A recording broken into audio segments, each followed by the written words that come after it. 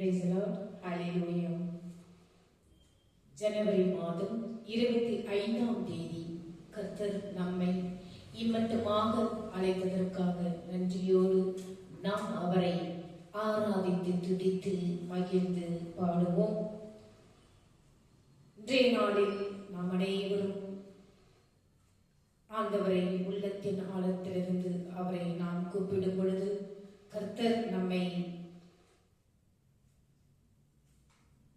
ஆசீர்வதித்து நம் தேவைகள் எல்லாம் சந்தித்து நம்முடைய பிரச்சனைகள் எல்லாம் அவர் தீர்த்து வைப்பவர். அப்படியாக இன்று நாளில் நம் அனைவரும் ஆண்டவருடைய திருப்பலியில் நாம் அனைவரும் பகிர்ந்து ஆண்டவரை உற்சாகத்தோடும் ஊக்கத்தோடும் நாம் அவரை துதிப்போம். இன்றைய நாளில் நான் உங்களுக்கு கொடுப்பது மத்தேயு நற்செய்தி 6ஆம் அதிகாரம் 26ஆம் வசனம். ஆகாயத்து பட்சிகளை கவனித்து பாருங்கள், அவைகள் விதைக்கிறதும் இல்லை, அறுக்கிறதும் இல்லை, களஞ்சியங்களில் சேர்த்து வைக்கிறதும் இல்லை, அவைகளையும் உங்கள் பரமபிதா பிழைப்பூட்டுகிறார். அவைகளை பார்க்கிலும் நீங்கள் விசேஷித்தவர்கள் அல்லவா? படித்து பாருங்கள். மத்தேயு 6ஆம் அதிகாரம் 26ஆம் வசனம்.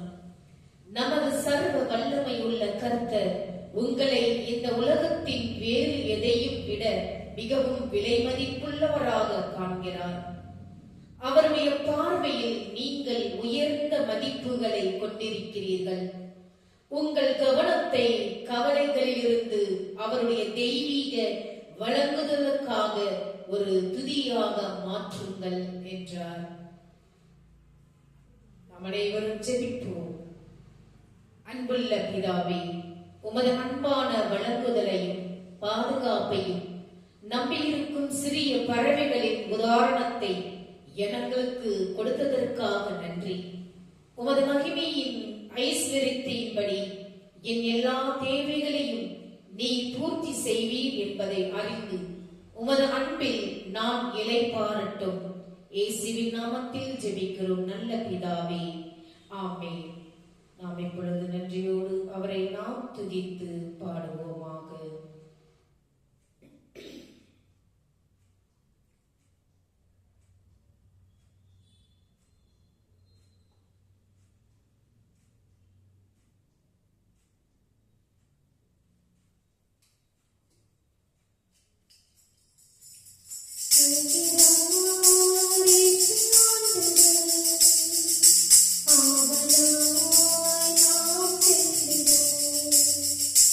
I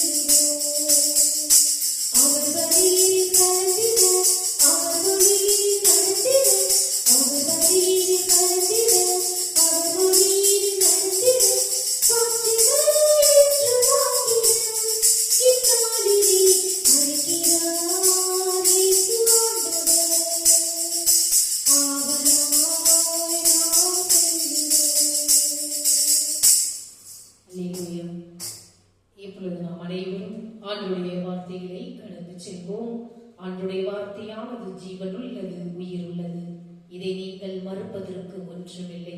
அப்படியாக நீங்கள் இந்த நேரத்தில் கவனத்தில் கொண்டு மீண்டுமாக அவனுடைய வார்த்தையை ஒவ்வொரு நாளும் படித்து பயன்பெறுங்கள். இன்றைய நாளில் நான் உங்களுக்கு கொடுப்பது அப்போஸ்தலரான பவுலடிகளால் எழுதிய 26ஆம் அதிகாரம் 13ஆம் வசனம்.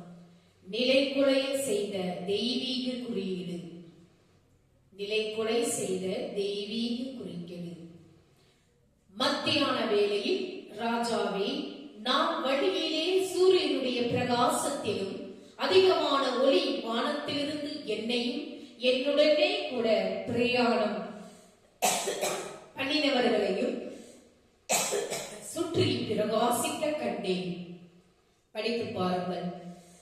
அப்போஸ்தலரான பவுலடிகளால் எழுதிய 26ஆம் அதிகாரம் 13ஆம் வசனம். பவுல் ஒரு காலத்தில் கிறிஸ்தவர்களை உபத்திரப்படுத்தியதில் ஏரோதின் குடும்பத்தை காட்டிலும் அதிகமான வைராக்கியத்துடன் இருந்தான் என்பதை கேட்டறிந்த போது அகிரிப்பா ராஜா திகைப்படைந்தான். கிறிஸ்தவ மார்க்கத்திற்கு எதிராக திகழ்ந்த துன்புறுத்தினவன் எவ்விதம் கிறிஸ்தவத்திற்கு பயப்படும் மாறுதலுக்கு உட்பட்டான் என்பதை அறிந்து கொள்ள மனதில் விருப்பம் கொண்டான். அதை உணர்ந்த பவுல் தனது வாழ்க்கையில் ஒரு முழுமையான மாற்றம் எப்படி நிகழ்ந்தது என்பதை விளக்கி கூறினான். உயிர்த்தெழுதலில் நம்பிக்கையுள்ள பரிசேயனாக வளர்க்கப்பட்டது முதல் பவுலின் வாழ்க்கையில் யூத மத பிரசாரத்திற்கு சகல காரியங்களையும் அனுகூலமாய் நடந்திருந்தான். ஆனால் தமஸ்குவுக்கு போகும் வழியில் ஒரு உணர்வு பூர்வமான மெய்சிலிருக்கும் உண்மை சம்பவம் நடந்தது. அவன் திகைப்பும் கலக்கமும் அதிர்ச்சியும் அடைந்தான். பவுலடிகளார் தேவனிடத்தில் இருந்து வந்த தெய்வீக பரம தரிசனத்தை கண்டான். தன்னையும் தன்னுடனே கூட பிரயாணம் பண்ணின மற்றவர்களையும் சுற்றி ஒரு ஒளி பிரகாசிக்க கண்டான். அப்போஸ்தலரான பவுலடிகளார் இந்த ஒளி சூரிய பிரகாசத்திலும் அதிக பிரகாசமான பேரொளியாக இருந்ததாம். மத்தியான வேளையில் வெளிப்படையாக நிகழ்ந்தது. அது அவனது கவனத்தை முழுமையாக ஈர்த்தது. இது ஒரு மறக்க முடியாத உண்மை சம்பவம். தேவன் ஆதியிலே வானத்தையும் பூமியும் சிருஷ்டித்தார். வெளிச்சம் உண்டாக்க கடவுள் என்றார். வெளிச்சம் உண்டாயிற்று. வெளிச்சம் நல்லதென்று தேவன் கண்டார். நான் இந்த உலகத்திற்கு ஒளியாய் இருக்கிறேன். என்னை பின்பற்றுகிறவன் இருளிலே நடவாமல் ஜீவ ஒளியை அடைந்திருப்பான் என்று இயேசு சொன்னார். தேவன் நம் மீது வைத்திருக்கும் அளவற்ற அன்பினை ஒளி காட்டுகின்றது. இந்த ஒளி நம்மை இயேசுவுக்கு நேராக வழி நடத்துகின்றது. தேவன் ஒளியாய் இருக்கிறார். அவரை எவ்வளவேனும் இருள் இல்லை. 1 யோவான் 5ஆம் அதிகாரம் 5இல் வாசித்து பாருங்கள். யோவான் 8ஆம் அதிகாரம் 12இல் வாசித்து பாருங்கள். உங்களுக்கு நன்றாக புரியும். ஆதியாகமம் 1ஆம் அதிகாரம் 3-4இல் வாசித்து பாருங்கள். தேவன் நமது ஒளியை எங்கள் இருதயங்களிலே பிரகாசித்தார். நாம் கிறிஸ்துவில் முதலாக விசுவாசம் வைத்த போது தேவனுடைய ஒளி நமது இருதயங்களை பிரகாசிக்க ஆரம்பித்தது. தேவன் இயேசு கிறிஸ்துவின் முகத்தில் உள்ள நமது மகிமையின் அறிவாகிய ஒளியை தோன்ற பண்ணும் பொருட்டாக எங்கள் இருதயங்களிலே பிரகாசித்தார். 2 கொரிந்தியர் 4:6 வாசித்து பாருங்கள். யோவான் 1:14 வாசித்து பாருங்கள். தமஸ்குவுக்கு போகிற பாதையிலே அப்போஸ்தலனான பவுலடிகளார் கிறிஸ்துவின் ஒளியை கண்டார். அந்த ஒளியில் இயேசுவை கண்டார். அந்த நாள் முதல் அவன் வாழ்க்கை அடியோடு மாறிவிட்டது. அப்போஸ்தலனான பவுலடிகளார் 9:3-5 வாசித்து பாருங்கள். 22ஆம் அதிகாரம் 6ஆம் வசனத்திலும் 26ஆம் அதிகாரத்தில் 13ஆம் வசனத்திலும் வாசித்து பாருங்கள். வயல்வெளியில் தங்கியிருந்த மேய்ப்பர்களுக்கு இயேசு கிறிஸ்துவின் பிறப்பு முதலாவது அறிவிக்கப்பட்டது. கர்த்தருடைய மகிமை அவர்களை சுற்றிலும் பிரகாசித்தது. அவர்கள் மிகவும் பயந்தார்கள். லூக்கா நற்செய்தி 2ஆம் அதிகாரம் 9 வாசித்து பாருங்கள். ஆனால் அவர்கள் யாரும் கீழே விழவில்லை. பரலோகத்தில் இருந்து வந்த ஒளி தெய்வீக தடயத்தை குறிக்கிறது. தேவனின் பிரசன்னத்தை குறிக்கிறது. தெய்வீக நேரடி சந்திப்பை குறிக்கிறது. இது பவுலின் வாழ்க்கையிலும் செயல்பாட்டிலும் ஒரு முக்கிய தருணத்தை குறிக்கிறது. இயற்கைக்கு அப்பாற்பட்ட வெளிப்பாட்டை குறிக்கிறது. இயேசு கிறிஸ்துவின் உண்மையையும் அன்பையும் இரக்கத்தையும் வெளிப்படுத்துகிறது. அப்போஸ்தலனான பவுலடிகளால் கிறிஸ்துவின் விசுவாசத்தின் கடுமையான எதிரியாயிருந்து கிறிஸ்துவின் ஆதரவாளனாக மாற்றப்பட்டான். அப்போஸ்தலனான பவுலடிகளார் நிலைகுலை செய்த இந்த திடீர் தெய்வீக சந்திப்பு பவுலுக்குள் உண்டான ஒரு ஆழமான மாற்றத்தை எடுத்து காட்டுகிறதாம். பவுலின் தனிப்பட்ட அனுபவம் ஒரு பெரும் நிகழ்வின் விரிவாக்கம் மட்டுமல்ல, குறிப்பாக யூத மத சூழலையும் கிறிஸ்துவின் உயிர்த்தெழுதலின் தாக்கத்தையும் புரிந்து கொண்ட அகிரிப்பா ராஜாவையும் மற்றவர்களையும் எதிரொலித்து செய்யும் ஒரு பிரகடனமாக வெளிப்பட்டது. விசுவாசிகளாக நமது சொந்த நம்பிக்கையின் ஆழத்தையும் நம் ஜீவியத்தில் மாற்றம் விளையச் செய்யும் ஆற்றலையும் நமக்கு உணர்த்தும் தெய்வீக வெளிப்பாட்டின் அடையாளமாகவும் திகழ்கிறது. தேவனுக்கு மகிமை உண்டாவதாக. நாம் அனைவரும் அப்படியாக பவுலை போல் நாம் வாழ வேண்டும் என்று கர்த்தர் விரும்புகிறார். நாம் எந்த சூழ்நிலையில், எந்த நேரத்தில், எந்த ஒரு வாழ்க்கை பாதையில் நாம் பயணித்துக் கொண்டிருக்கின்றோம் என்று சிந்தித்து செயல்படுங்கள். தேவன் தம்முடைய மகிமையின் ஐஸ்வரியத்தின்படியே கிறிஸ்து இயேசுவுக்குள் உங்கள் குறைவெல்லாம் நிறைவாக்குவார். பக்தியுள்ள வாழ்வின் ஆசீர்வாதங்கள் தேவன் நமது தேவைகளை அருளுவார். படித்து பாருங்கள் பிலிப்பியர் 4ஆம் அதிகாரம் 19. தேவனை முதன்முறையாக தேடுவது நமது ஒவ்வொரு தேவைக்கும் அவர் செய்துள்ள திட்டத்தின் மீதும் நம்பிக்கையை வளர்க்கிறது. அவர் நம்மை பராமரிக்கிறார் என்பதை அறிந்தும் நாம் கவலையை விட்டுவிடலாம். படித்து பாருங்கள் மத்தேயு 6ஆம் அதிகாரம் 33, சங்கீதம் 34ஆம் அதிகாரம் 10 வாசித்து பாருங்கள். நாம் எதிர்கொள்ளும் ஒவ்வொரு சூழ்நிலைக்கும் தேவையான ஞானத்தையும் கிருபையையும் அவருடைய திட்டம் உள்ளடங்கியுள்ளது. ஒவ்வொரு நாளையும் கடந்து செல்ல அவர் நம்மை ஆவிக்குரிய ரீதியாக தகுதிப்படுத்துகிறார். படித்து பாருங்கள் 2 பேதுரு 1ஆம் அதிகாரம் 3, யாக்கோபு 1ஆம் அதிகாரம் 5 வாசித்து பாருங்கள். என் தேவைகள் அனைத்தையும் நீ சந்திப்பீர் என்ற உன்னுடைய வாக்குறுதியின் மீது நான் நம்பிக்கை வைக்கிறேன் தகப்பனே. என் வாழ்க்கை உமது உண்மையுள்ள தன்மைக்கு சாட்சியாக இருப்பதாக. நீர் எங்களுக்கு அளிப்பவற்றை கொண்டு நாங்கள் திருப்தியாகவும் தாராள மனதுடனும் இருக்க எங்களுக்கு நீர் உதவி புரியும் என்று கர்த்தரை நோக்கி ஜெபியுங்கள். நேரத்தில் நாம் அனைவரும் காணிக்கைக்கு கடந்து செல்வோமாக.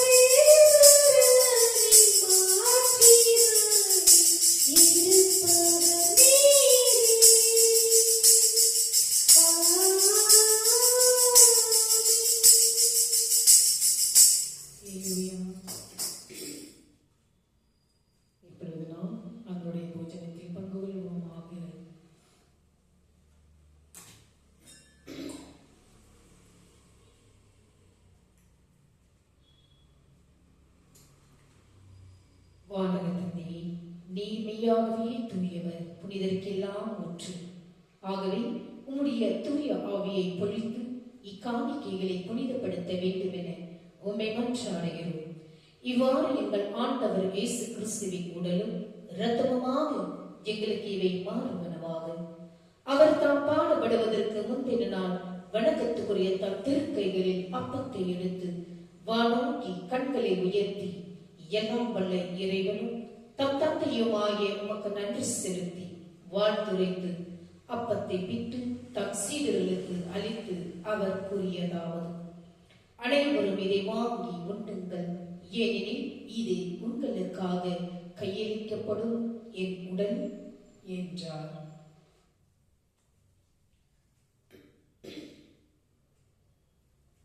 அவ்வளவே முழுவருடைய பின் மகிமை மிகுந்த இக்கிண்ணத்தை வணக்கத்துக்குரிய தத்திற்கைகளில் எடுத்து மீண்டும் உமக்கு நன்றி செலுத்தி வாழ்த்துரைத்து தம் சீடர்களுக்கு அளித்து அவர் கூறியதாவது: அனைவரும் இதை வாங்கி பருகுங்கள், ஏனெனில் இது புதிய நித்திய உடன்படிக்கைக்கான என் இரத்தம்.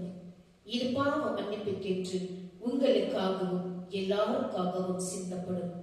இதை என் நினைவாக செய்யுங்கள் என்றார். நாம் அனைவரும் அவனுடைய திருவிருந்தில் ஒருமனப்பட்டு பகிர்ந்து கொள்வோமாக.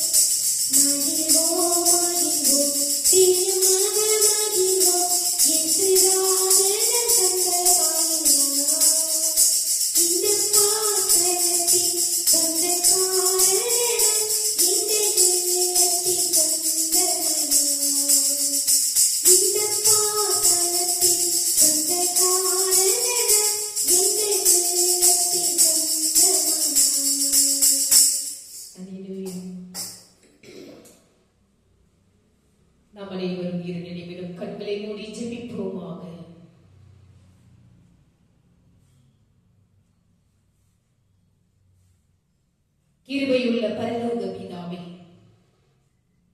பவுல் என்று பின்னர் அழைக்கப்பட்ட சவுல் தமஸ்குவுக்கு செல்லும் வழியில் அடைந்த மாற்றத்தை நினைவு கொண்டு உமது வல்லமை மற்றும் கிருபையின் பிரமிப்பில் நாங்கள் உமக்கு முன் வருகிறோம்.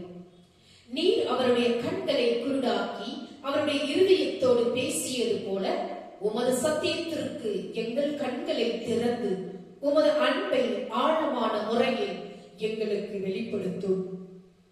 குறிப்பிடத்தக்க மாற்றம் தேவைப்பட்டாலும் கூட எங்கள் பழைய வழிகளில் இருந்து திரும்பி இயேசு கிறிஸ்துவை பின்பற்றுவதற்கான உமது அழைப்பை முழு மனதுடன் ஏற்றுக்கொள்ள எங்களுக்கு தைரியத்தை அருளும். அன்புள்ள கர்த்தாவே, கிறிஸ்துவர்களை வெறுத்த சவுல் பவுலாக மாற்றம் பெற்ற பின் அவர்களை நேசிக்க தொடங்கினார். அவர்களை துன்புறுத்தி சிறை கம்பிகளுக்கு பின்னால் வைத்தவர் தானே துன்புறுத்தப்பட்டு சிறை கம்பிகளுக்கு பின்னால் வைக்கப்பட்டதை அப்போஸ்தலர் புத்தகத்தில் வாசிக்கும் போது நாங்கள் பெரிதும் ஊக்குவிக்கப்படுகிறோம். அவருடைய ஆவிக்குரிய வாழ்க்கையின் வழியிலும் மிஷனரி பயணத்தின் வழியிலும் இடையூறுகளும் தடைகளும் இருந்தன. ஆனால் பவுல் எல்லாவற்றையும் நம்முடைய கர்த்தரும் மீட்பருமான இயேசு கிறிஸ்துவின் நாமத்துக்காகவும் புகழ்ச்சிக்காகவும் செய்தார். மேலும் தனது வாழ்க்கையின் முடிவில் அவர் நம்பிக்கையுடன் கிறிஸ்து எனக்கு ஜீவன், சாவு எனக்கு ஆதாரம் என்று கூறினார். பவுலை போல பிரகாசிக்கவும் உமக்கு ஒரு வல்லமையான சாட்சியாக இருக்கவும் பரிசுத்த ஆவியின் அபிஷேகம் எங்களுக்கு தேவை. இயேசுவின் வெளியேற பெற்ற நாமத்தில் ஜெபிக்கிறோம் எங்கள் ஜீவனுள்ள நல்ல பிதாவே, ஆமென். என் ஆத்துமாவே கர்த்தரை ஸ்தோத்திரி, என் முழு உள்ளமே அவருடைய பரிசுத்த நாமத்தை ஸ்தோத்திரி. என் ஆத்துமாவே கர்த்தரை ஸ்தோத்திரி, அவர் செய்த சகல உபகாரங்களையும் மறவாதே. கண்களை மூடி நாம் ஜெபிப்போம். அன்றைய ஆசீர்வாதத்தை பெற்றுக் கொள்வோமாக. நம்முடைய ஆண்டவராகிய இயேசு கிறிஸ்துவின் கிருபையும் பிதாவுடைய அன்பும் பரிசுத்த ஆவியினுடைய அன்யோன்யம் ஐக்கியமும் நம்மோடும் நம்முடைய குடும்பத்தோடும் யாரெல்லாம் இந்த யூடியூப் சேனலை பார்த்துக் கொண்டிருக்கின்றார்களோ ஆண்டவருடைய வெளிச்சமானது உங்கள் மேலும் உங்கள் குடும்பத்தின் மேலும் பிரகாசமடையத்தக்கதாகவும் ஆண்டவர் வரும் மட்டும் உங்கள் மேல் சந்தோஷம், சமாதானம் என்றென்றும் நிலைத்திருப்பதாக. ஆமென். May God bless you. ஆண்டவர் உங்களை ஒவ்வொருவரையும் ஆசீர்வதிப்பாராக. ஆமென்.